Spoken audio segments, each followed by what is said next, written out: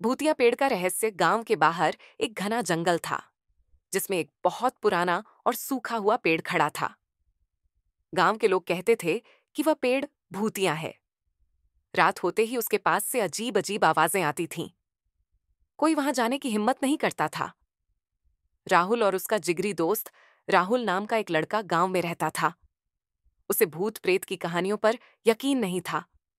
उसका सबसे अच्छा दोस्त अमन भी हमेशा कहता, भूत वूत कुछ नहीं होते, लोग बेकार की बातें करते हैं। एक दिन दोनों ने तय किया कि वे रात में उस भूतिया पेड़ के पास जाकर सच्चाई का पता लगाएंगे। रात की तैयारी शाम होते ही दोनों ने अपने बैग में टॉर्च, पानी की बोतल और कुछ खाने का सामान रखा। उन्होंने अपने घर वालों से कहा कि वे अमन के घर पर पढ़ाई करने जा रहे हैं। जैसे ही रात हुई, वे चुपचाप जंगल की ओर निकल पड़े। रास्ता अंधेरा और सुनसान था। झिंगुरों की आवाज के अलावा हर जगह सन्नाटा था। हवा भी बहुत ठंडी थी, मानो कुछ अजीब होने वाला हो। भूतिया पेड़ के पास जैसे ही वे पेड़ के पास पहुंचे, ठंडी हवा तेज हो गई।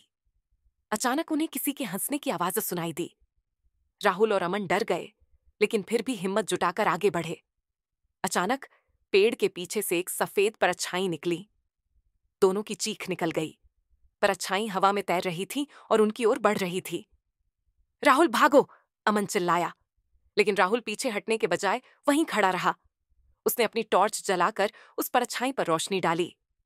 जैसे ही रोशनी उस पर पड़ी, एक बुढ़िया की डरावनी आकृति दिखी। उसकी आंखें लाल चमक रही थीं और उसके बाल बिखरे हुए थे। रहस्य का खुलासा अचानक पेड़ के पीछे से किसी के हंसने की आवाज आई। तभी टॉर्च की रोशनी में कुछ दिखा। वह कोई भूत नहीं बल्कि गांव के बूढ़े बाबा थे। वे हंस रहे थे। राहुल और अमन हैरान रह गए। बाबा, आप यहां इस रूप में क्यों? बाबा ने मुस्कुराकर कहा, बच्चों, ये सब एक मजाक था। गांव में कोई इस पेड़ के पास नहीं आता, इसलिए मैं हर रात भूत का नाटक करता हूं, ताकि कोई जंगल के इस हिस्से में ना आए। गुप्त खजाना राहुल और अमन को समझ नहीं आया कि बाबा ऐसा क्यों कर रहे थे। उन्होंने पूछा, लेकिन आप लोगों को यहां आने से क्यों रोकते हैं?